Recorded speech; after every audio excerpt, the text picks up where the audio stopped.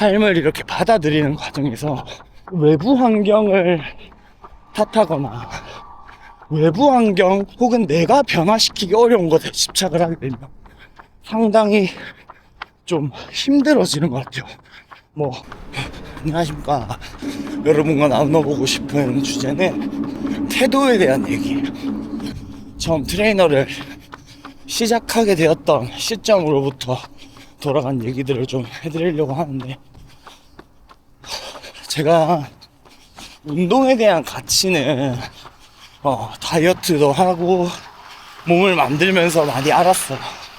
근데 그걸 전달하는 방식에 있어서는 사실 트레이너를 해야겠다고 예전부터 생각한 게 아니었고, 원래는 교수가 하고 싶었어요. 운동의 가치를 전달하는 측면에서는 비슷하겠죠. 왜 그럼 이 사람 운동 지도자가 되었을까? 사실은 외부적 요인이 많았어요. 지금 생각해보면 제 내부적으로는 뭔가 운동의 가치를 알리고 싶다 뭐 이렇게 하긴 했지만, 그렇다고 제가 나 트레이너 해야지 라고 내부 동기에 의해서 움직이지 않았어요. 제가 그때 이 외부 동기에 의해서 일을 했을 때 성과가 상당히 안 나왔었어. 제가 그때 처음 트레이너를 시작하는 거는 제가 공익을 가야 되는데, 그 공익이 어떻게 보면 그 TO가 별로 없어가지고 시간이 1년이 뛸 수밖에 없는 상황이었어요. 그래가지고 제가 생각했을 때 이렇게 1년 뜨는 시점에 좀 돈 벌고 나 나중에 학비도 쓰고 해야 되니까 미리 돈을 좀 벌어두자 라는 생각이 좀 컸어요. 제가 저번 영상에서 말씀드렸던 것처럼 보디빌딩 국대까지 했던 형이 같이 일하자, 그 선배도 같이 일하자, 뭐 이런 식으로 제안이 오면서 사실은 트레이너를 시작했거든요. 시간을 채우기 위해서 사실 일을 한 거죠. 그때는 제가 잘 안 되잖아요. 예를 들면은 나는 기본적인 급여를 받고 그 다음 수업료를 받는 사람인데, 수업이 별로 없으면 제 급여가 이제 기본료 정도밖에 안 나오는 상황이었거든요. 그럼 수업을 하기 위해서 회원을 창출해야 되잖아.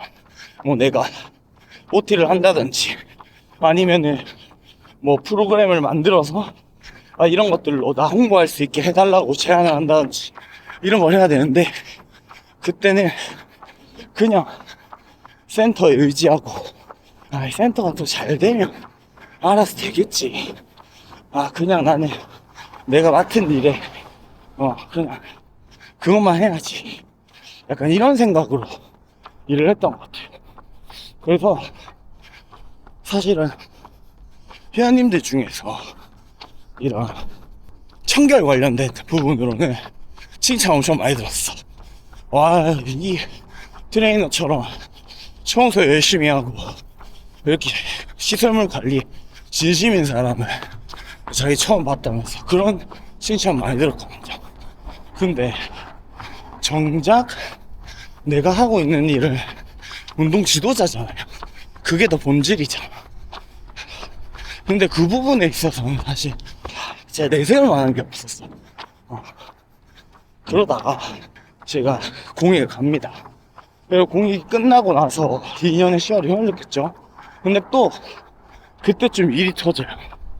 뭐냐면 저희 아버지가 건설업에 종사하시거든요. 사업을 하시는데, 건설업은 보니까 뭐 어음 이런 거 해가지고 그 대금을 약간 줄 것처럼 약속하고 실제 대금이 들어오는 거는 뭐 자기들 회사 사정에 따라서 막 들어오는 것 같더라고요. 그래서 아버지가 그때 당시에 현금 흐름이 안 좋았나 봐.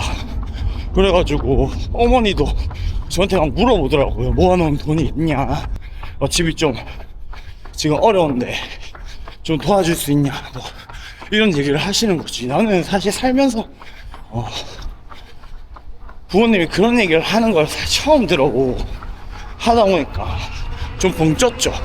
뭐 제가 도와드릴 수 있는 선에서는 최대한 도와드려야겠다 생각했지만, 내가 생각하기에는 내가 가지고 있는 게 너무 적었어요, 그때 당시. 그리고 저희 집이 10년 넘게 살았지. 10년 넘게 살았던 집을 팔고 전세로 가는 거예요. 아, 그때 진짜 명확하게 느꼈죠. 뭔가 지금 집이 힘들고. 그래가지고 그때 제가 나 일해야겠다.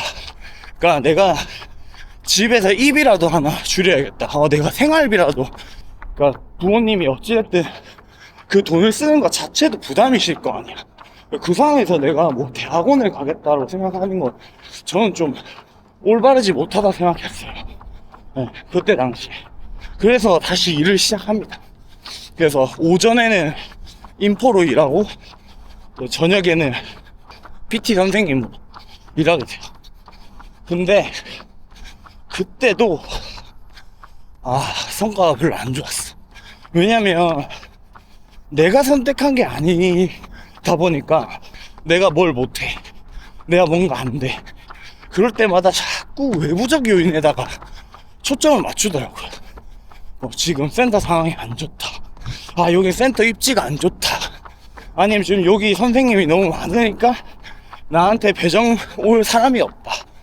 진짜 그런 식으로 생각하면서 일했어. 그냥 내가 받은 회원들만 받고 일하고,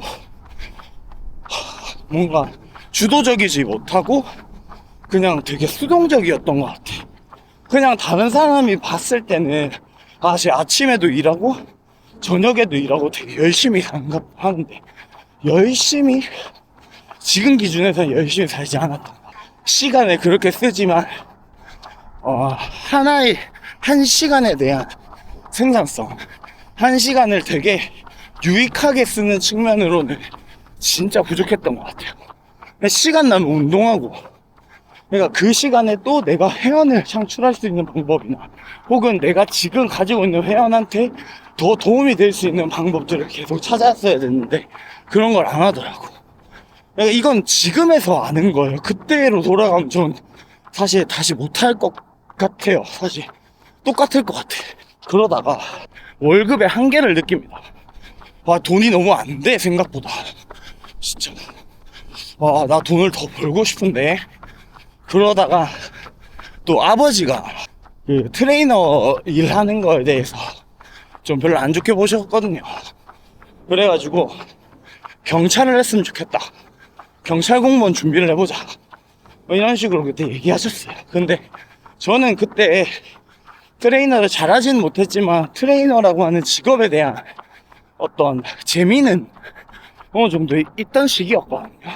아까 말씀드렸다시피 내가 하고 싶은 건 경찰이 아니고 이 운동에 대한 가치를 알려주는 건데, 그거에 내가 현재 맞는 건 더 트레이너 쪽이 맞잖아요. 그래가지고 나는 경찰은 하기 싫다. 그럼 내가 어떻게 일을 하면 아빠가 나를 인정해 줄 수 있을 것 같냐, 제가 그렇게 물어봤어요. 그러니까 4대 보험은 적어도 들어주는 곳에서 일했으면 좋겠대. 그때 당시 저 4대 보험 없이 다 3.3%만 공제되고 다 급여를 받았었거든요.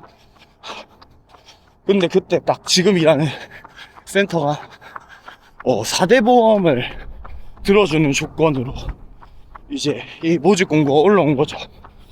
그래서 제가 오만필드에 오게 된 거예요. 그때는 선택을 제가 했죠. 서울로 올라옵니다. 서울로 올라와가지고 처음에는 또 헤맸어요. 사실은 뭐 부산에서도 날고 기던 트레이너가 아니잖아 내가. 근데 서울로 올라왔는데 곧바로 잘 될 리는 없겠죠. 사실 방황하면서 부산 내려가고 싶다는 생각도 많이 했었어. 왜냐면 외롭기도 하고 힘도 들고 그랬거든. 근데 그때 대표님이 저보고 면담을 한번 하재요. 그래서 면담을 한번 갔더니 대표님이 그러더라고. 내가 알던 너의 모습이 아닌 것 같다. 좀 요즘 들어서 힘도 좀 없어 보이고 그런데 무슨 일 있냐, 이런 식으로 말씀하셔가지고 진짜 솔직하게 좀 얘기했던 것 같아. 지금 내가 여기에 도움이 되는지 모르겠고, 그리고 여기에 또 있는 게 나에게 도움이 되는지도 잘 모르겠다.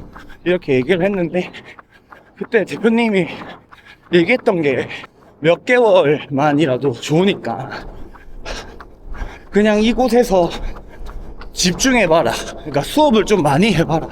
지금 뭐 센터에서 안 끄는 PT권을 너한테 줄 수는 없지만 뭐 OT를 한다던가 뭐 회원들을 이제 남은 시간에 계속 교류하면서 수업을 한번 창출해보는 그런 노력들을 하다 보면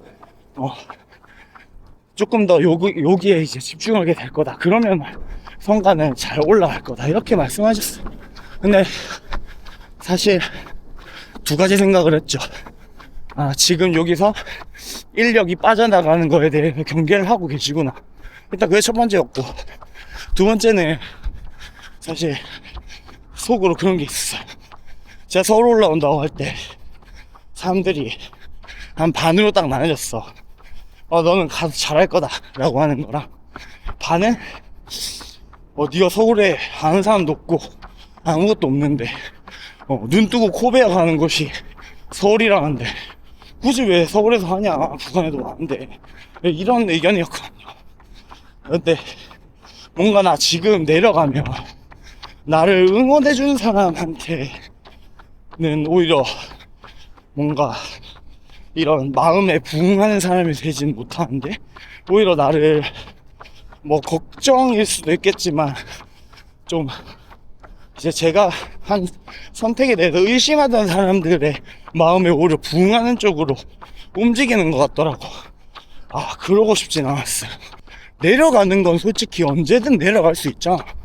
좀 더 집중해보자 해서 그때 이제 진짜 수업을 미친듯이 합니다. 운동하다가 회원들이 뭔가 자세가 안 좋아, 그냥 다 가서 봐줬어요.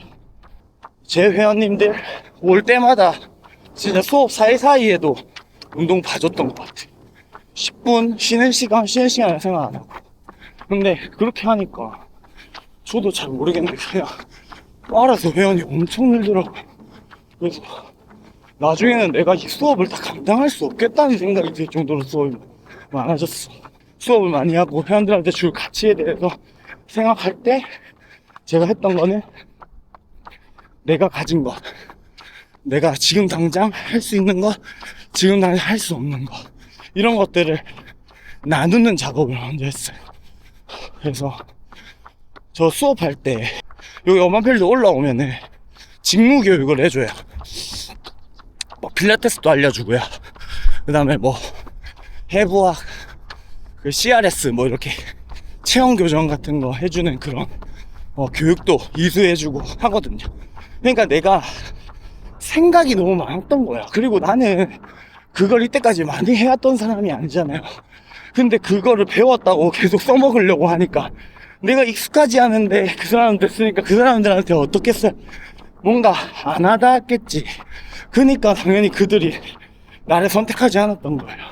그럼 내가 잘할 수 있는 게 뭘까 생각했을 때 저는 그들한테 운동감을 주는 거, 그리고 운동을 통해서 성취감을 느끼게 하는 거, 이거는 내가 잘할 수 있을 거라 생각을 했거든요.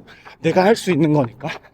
그래서 운동의 방향성도 바꿨고, 그리고 아까 말씀드렸던 것처럼 내가 전문성을 지금 당장 배울 수 없어. 왜냐면 전문성이라는 건 교육을 들어야 되고, 교육을 들은 데는 또 시간이 걸려요. 내가 그 강의를 8시간짜리 강의를 8시간 듣는다고 바로 흡수되는 것도 아니고, 뭐 8시간 강의인데 그거를 하루 만에 하는 것도 아니고, 그러니까 전문성이라는 건 결국에는 공부하고 나서 또 공부하는데 시간이 걸리고, 그걸 내 걸로 만드는데 시간이 걸리거든요. 그래서 지금 당장 할 수 있는 건 아니었어. 전 천천히 쌓는다 생각했지.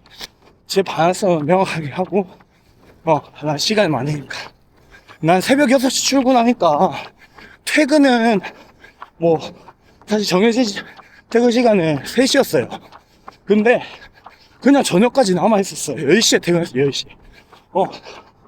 왜? 어차피 집에 가면 누워있을 거 아니야. 나 일 안 해. 내가 나를 잘 알잖아. 그래서 그냥 거기 있었어요. 운동한다 핑계 대고, 그때 회원들 더 만나고, 그리고 저녁 시간에 회원이 내가 한 번, 두 번 이렇게 좀 알려드리니까 저한테 수업 받고 싶대요. 수업이 하나 둘 생기니까 이제 수업 핑계로 그냥 저녁까지 남아있는 거지. 삶을 이렇게 받아들이는 과정에서 외부 환경을 탓하거나 외부 환경 혹은 내가 변화시키기 어려운 것에 집착을 하게 되면 상당히 좀 힘들어지는 것 같아요. 뭐 어떻게 보면 불행해지는 것 같고, 내가 지금 할 수 있는 거, 내가 바꿀 수 있는 거에 계속 집중하다 보면, 왜냐면 내가 통제할 수 있잖아요. 그거는 그 통제를 통해서 조금씩 성공하는 경험이 쌓이면 진짜 기분 좋거든요. 그 행복감이 있을 때 고객들도 느껴요. 와, 이 사람 에너지 넘친다. 이 사람한테 그 에너지를 좀 받고 싶다. 수업을 진행해보잖아요. 사실은 저는 운동을 통해서 회원들의 몸을 많이 바꿔드리기도 했지만, 저는 그 마음의 변화 그리고 마음의 위안도 정말 많이 드렸다고 생각을 해요. 네. 제가 봤던 직장인들 중에서는 그 마음의 위안이 필요한 사람들이 생각보다 많았어요. 그래서 우리가 눈으로 볼 수 있는 가치는 너무 쉽게 보이니까, 근데 보이지 않는 가치도 좋은 가치거든요. 정량적인 변화가 있는 거 당연히 중요하고 그게 1번이 돼야죠. 근데 정성적인 변화를 놓치면 그거는 반쪽짜리. 회원님들의 일상에 조금 더 그런 긍정적 변화를, 결국에 돌고 돌아 저는 사람과 교류하는 직업이잖아요. 내가 에너지가 있어야 돼요. 그래서 저는 저를 불행하게 하는 거나 기분 나쁘게 하는 것들은 좀 많이 피하려고 하는 편이고, 제 기분을 좋게 하거나 제가 좀 더 사람들에게 에너지를 줄 수 있는 상태를 만드는 것에 많이 집중합니다. 그래서 전 요즘에 읽고 있는 책이 데일 카네기의 자기관리론이에요. 제가 데일 카네기 자기관리론에 대한 리뷰도 다음에 영상으로 뛰지 않고, 그때는 책상에 앉아서 조금 다른 모습으로 여러분들을 찾아뵙도록 하겠습니다. 감사합니다. 사람들이 행복했으면 좋겠어요. 진짜. 그래서 계속 이거 찍는 것도 다들 행복했으면 좋겠어서, 저처럼 행복한 삶을 살았으면 좋겠어서 합니다. 그래서 같이 제 인생을 같이 띄워드리고 싶어요.